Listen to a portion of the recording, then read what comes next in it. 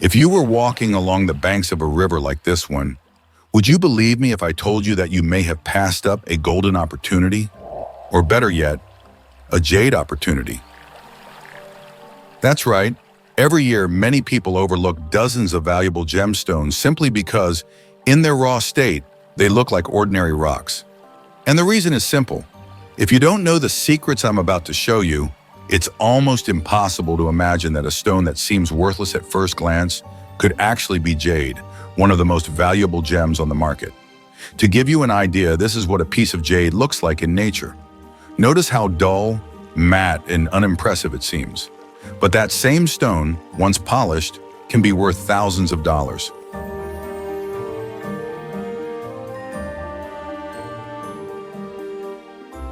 Now imagine walking past a river during a hike and kicking one of these stones out of your path without giving it a second thought. After all, who would imagine that inside such a dull, lifeless rock, there could be something so beautiful and so valuable? While some people walk right past it, others are discovering small fortunes because they've learned to identify what most people miss. And that's why, in this video, you're going to understand why it's worth paying more attention to the rocks in your region. In fact, the same principles used to find high-value jade can also be used to locate other gems, like tourmalines and even diamonds. We'll start by identifying the signs that indicate the presence of jade in nature, and then we'll look at how much a raw piece like this can really be worth if you know what you're doing. So stay with me until the end, because what looks like just another stone on the ground might actually be the key to something beautiful and valuable. When it comes to finding any mineral or precious gemstone in nature, the first thing you need to know is how to recognize the signs that a gem might be present in your region. That's because jade doesn't appear randomly. It depends on very specific geological conditions to form. So knowing how to identify the right types of rocks is the first step to getting on the right track. Jade is divided into two types. The first and most common is nephrite. It forms primarily in regions with metamorphic activity. In other words, areas where rocks have been transformed by pressure and heat over millions of years. In those places, it's common to find formations of schist, gneiss, amphibolite, and especially serpentinite. This last one is actually one of the most important rocks when it comes to jade. In many cases, nephrite forms specifically from the alteration of serpentinite over time. But what you really want to find is jadeite. It's the rarest and most valuable type of jade and is associated with tectonic subduction zones. That means places where one tectonic plate has been pushed beneath another. This creates high pressure and temperature, which over time transform basic rocks into jade-rich deposits. These environments are much rarer and usually produce higher quality jade, which explains its elevated market value. Now comes the practical part. What can you actually find in nature that indicates jade might be nearby? In 1963, during a geological expedition in southern British Columbia, Canada, researchers identified for the first time a strong correlation between jade deposits and the presence of ultramafic rocks like serpentinite. Since then, this discovery has become a worldwide reference for anyone looking for jade in the wild. These studies help map out geologically favorable zones for nephrite, and they are still used as a reference today in many regions around the world. That's why, if you're exploring a new area, it's important to keep an eye out for certain indicator minerals. These minerals act as visual and tactile clues that jade might be present. Let's start with serpentinite, perhaps the most important of them all. Its color ranges from light green to dark green and can even lean toward yellowish or brownish tones. The texture is smooth to the touch, almost waxy, and it often has a slight oily sheen. In some cases, you might see white streaks or spots, which indicate the presence of other minerals. Serpentinite wears down slowly over time, so even after years in a riverbed, its surfaces remain relatively smooth and rounded. Another important mineral is actinolite, which also has a green color, but in a darker tone, sometimes nearly black. It can form compact clusters or appear as elongated fibers with a fibrous or laminated texture. When present in large amounts, actinolite can visually resemble nephrite, making it even more important to know how to identify it correctly. Epidote is another strong indicator. Its color ranges from pistachio green to olive green, with a glassy or resinous appearance. It often occurs in veins inside larger rocks and can have long, well-defined crystals, especially in areas with geological fractures. When polished, it reveals an intense shine, but in its raw state, it looks matte or slightly sparkly. Garnet, specifically from the almandine group, when present, appears in reddish, burgundy, or dark brown tones, often with rounded or crystallized shapes.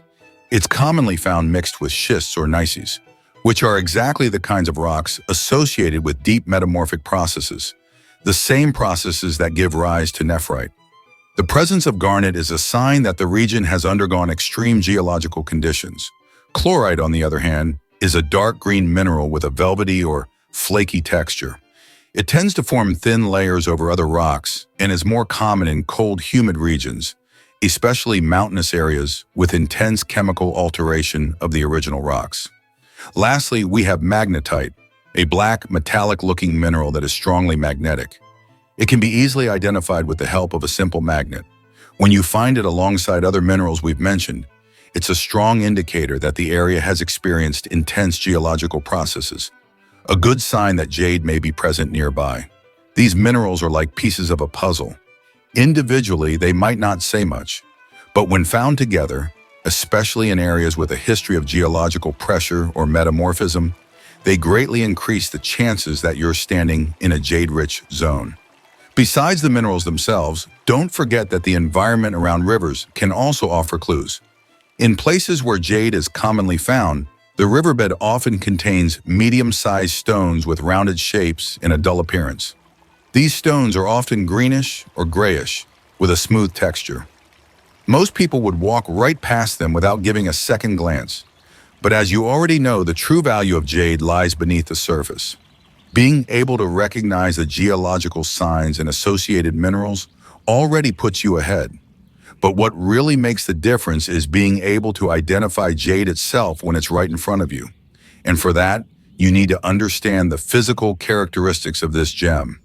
Jade, whether nephrite or jadeite, tends to have a very modest appearance in the wild. In its raw state, it lacks shine, vibrant color, or any feature that would catch the eye of someone who doesn't know what to look for. But beneath that simplicity are unique physical properties that help distinguish it from ordinary rocks. So let's start with hardness. Jade is a relatively hard stone, but its hardness varies by type. Nephrite has a hardness between 6 and 6.5 on the Mohs scale, while jadeite is slightly harder, ranging from 6.5 to 7.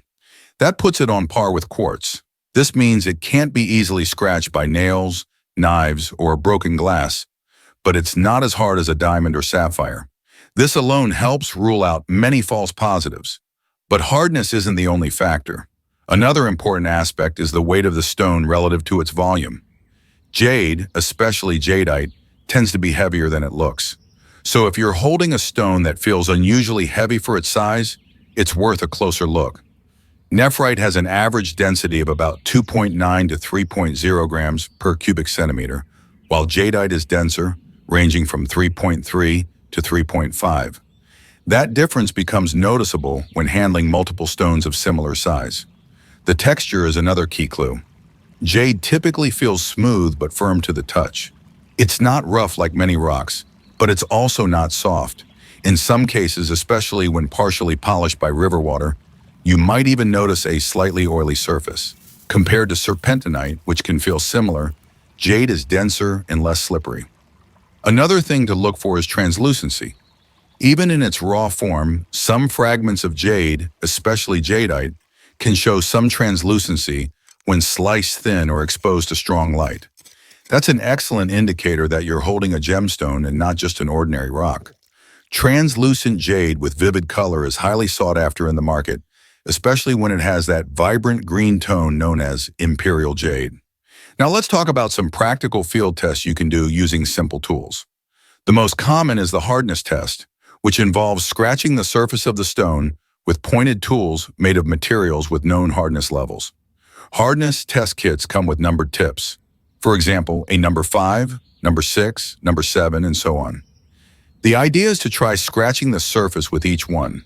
If it's jade, the stone will resist scratches from tips up to number 6 or 6.5 and will only begin to mark at 7.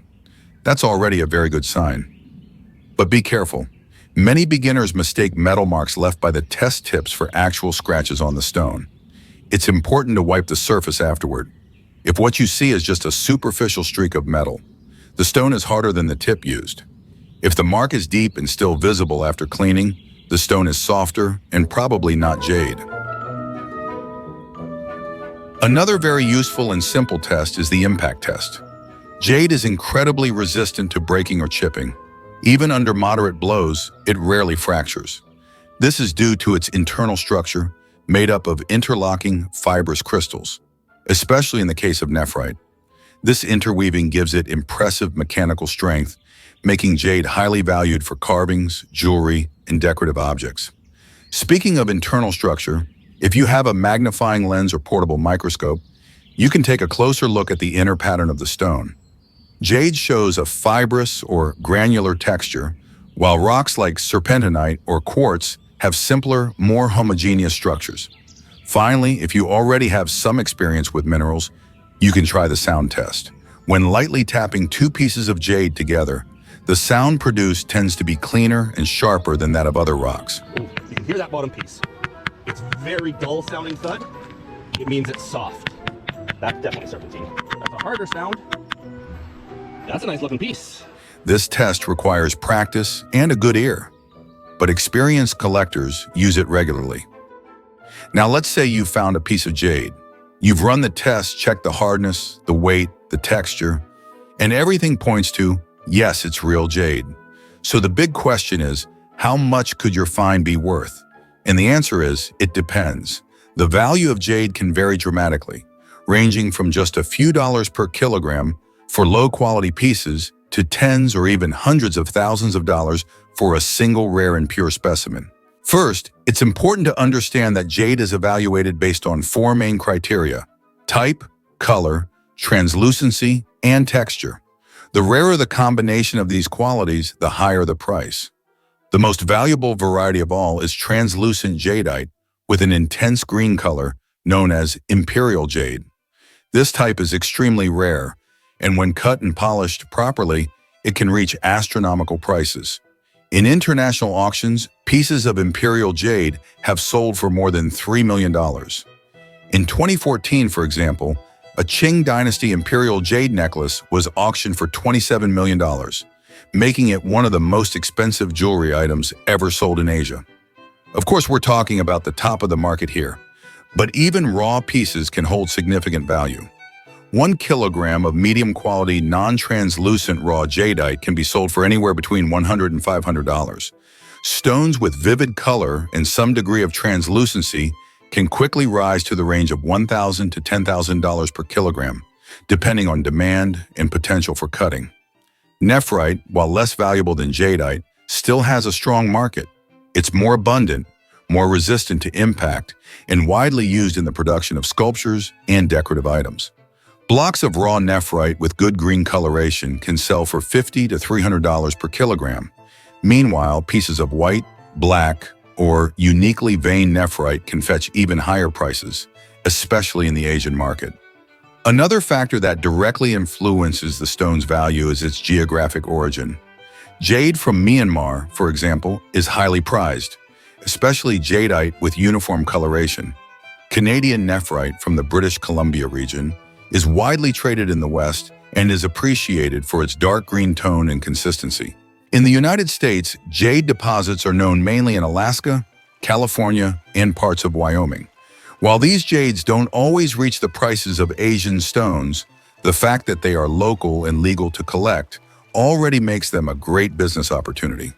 Many of these stones, even when sold at lower prices, are in high demand among lapidaries, artisans, and collectors who value raw materials of American origin. And here's an interesting fact. A block of 20 kilograms of raw jade found by an amateur prospector can yield cut pieces with a total resale value of over $30,000, depending on the internal quality and how well it's processed. This shows that a seemingly simple rock if properly evaluated and worked, can turn into a true gold mine, or better, a jade mine. Beyond direct sales to jewelers or international buyers, there are online auctions, mineral fairs, luxury craft platforms, and even private collectors willing to pay high prices for unique pieces. If you can identify, cut, and present the stone in an appealing way, your profit can be even greater.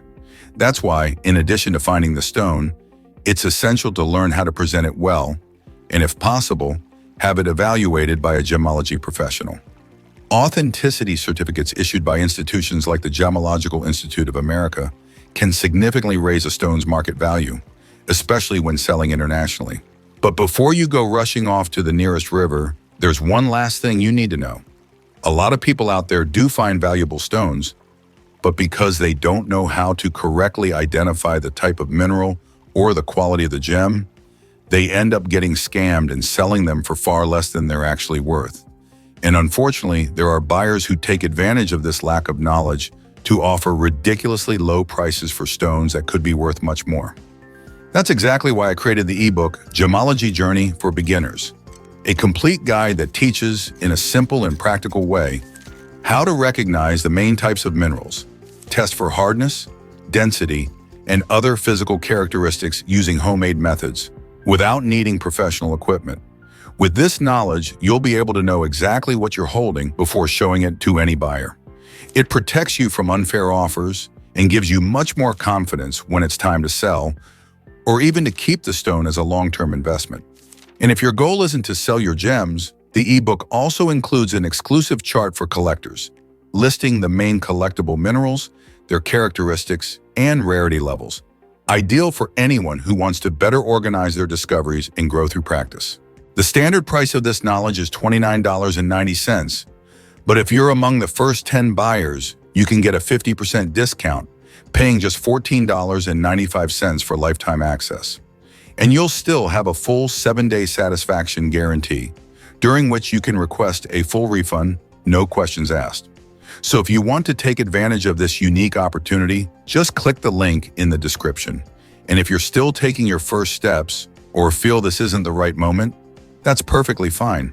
You can subscribe to our channel for free and watch several videos about gemstones, including the next one that's already appearing on your screen, so you can understand what you're finding in your region.